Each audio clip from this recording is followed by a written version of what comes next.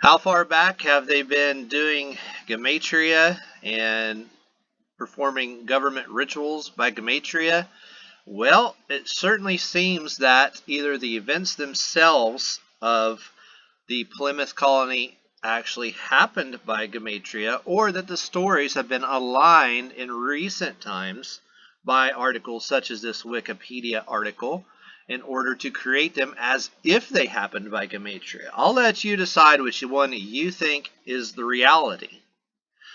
But this is the time, of course, 1620, and time when King James the First of the King James Bible was the king in England.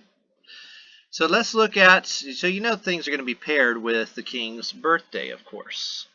And from King James' birthday, which is here on the left, to the Plymouth landing is 54 years, 6 months, and a day. 54 years like Freemasonic, and there's no doubt in my mind, if you go back and study, especially the way that King James was, and the King James Bible was worked on by Francis Bacon, aka William Shakespeare, that definitely had a very strong Masonic link. So no doubt that's our first clue right there. And then we'll see that this amount of time, excuse me, this amount of time was 2,844 weeks. Now, a lot of times 44 means kill, and that's usually what we usually associate it with on the gematria calculator over here at gematrinator.com. We punch in kill, and that equals 44. So normally we think of it in that terms, but also the word appointed equals 44 as well. So this may be talking about an appointed time, okay? And that's what I think, okay? Because look at what happens. We see the 44 here, and it also matches the date numerology down here, the multiplication numerology. 6 times 1 times 9 times 6 times 6 is 44. So we have another 44 right here. So this may be an appointed time that he is responsible for, okay? So that 44 matches that 44, maybe that was the appointed time. In my opinion, that's what that means. Now, King James' birthday to Plymouth is a whole lot like George Washington's birthday to July 4th, which was also 44 years. You see how George Washington's birthday would be connected to July 4th by a number 44 for his appointed time. Now let's take some of the characters that are related in the Plymouth story, okay? And let's just see how they line up. First, let's talk about the king, who formerly had been James VI of Scotland, and his number in reversible reduction sums to 47. James' last name was Stewart, again, 147. Then we're going to talk about technically he was the second governor, but the first one anyone talks about, Governor William Bradford, who also sums to 147 in English ordinal. Very much like his own wife, Dorothy May, oh, missed a Y, didn't I? Dorothy May Bradford, who sums to 247. Now, they also landed in Cape Cod, which is 47, and founded the colony of Virginia, which is 1474 in Jewish, leading a bunch of separatists, also 147. Now, not much did I find about the other later governors, but one of their crew members, John Alden, I want you to see that his numbers are 83 and 38. What do we usually know? Well, about those numbers, well, murder sums to 83 and 38. And arrested sums to 38 in septenary. Now, interestingly enough, John Alden had been arrested for murder. He was found innocent, but he was arrested and escaped from prison another time. John Alden Jr., his son was arrested at the Salem witch trials. What are the chances, right? Now, if you think that's something, I discovered that John Alden's descendant, and I kept saying Alden, I know that name, and then I remembered, oh yeah, Ohio University. Sure enough, John Alden's descendant had become affiliated with Ohio University, and I used to guard at Ohio University, so I had been in the building named after this man. Well, he, the main campus is actually named after him, and wouldn't you know it, Ohio University sums to 83 in full reduction. What are the odds? Now, you think they've been carrying these numbers around with them for a long time? Yeah.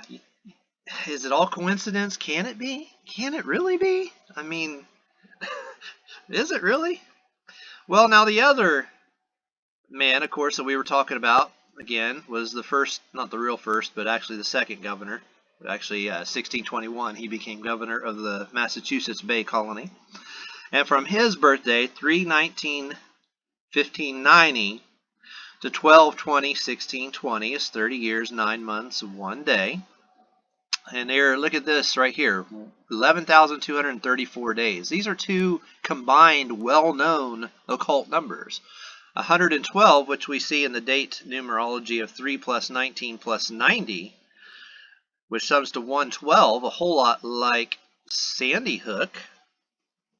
Okay, and that's because these are sacred geometry numbers. Okay, you wonder why they keep getting used over and over again. Well, there's the reason. And also, it combines itself with 234, a well-known occult number, because that's the double of 117 and the half of 432. And if you add 234 and 432 together, they sum to 666. This is a very important occult number. Coincidence? I doubt it. Because look at this date numerology here on his birthday of 3 plus 1 plus 9 plus 15 plus 90, and it sums to 118. Well, in and of itself, does it necessarily mean a whole lot? Well, I mean, it's a pi number. You know, if you spell out 22 divided by 7, we always find pi, okay, 22 divided by 7, and it sums to 118. And we'll also see from history that 1/18/1803 was the day that Jefferson first sought to fund the Lewis and Clark expedition.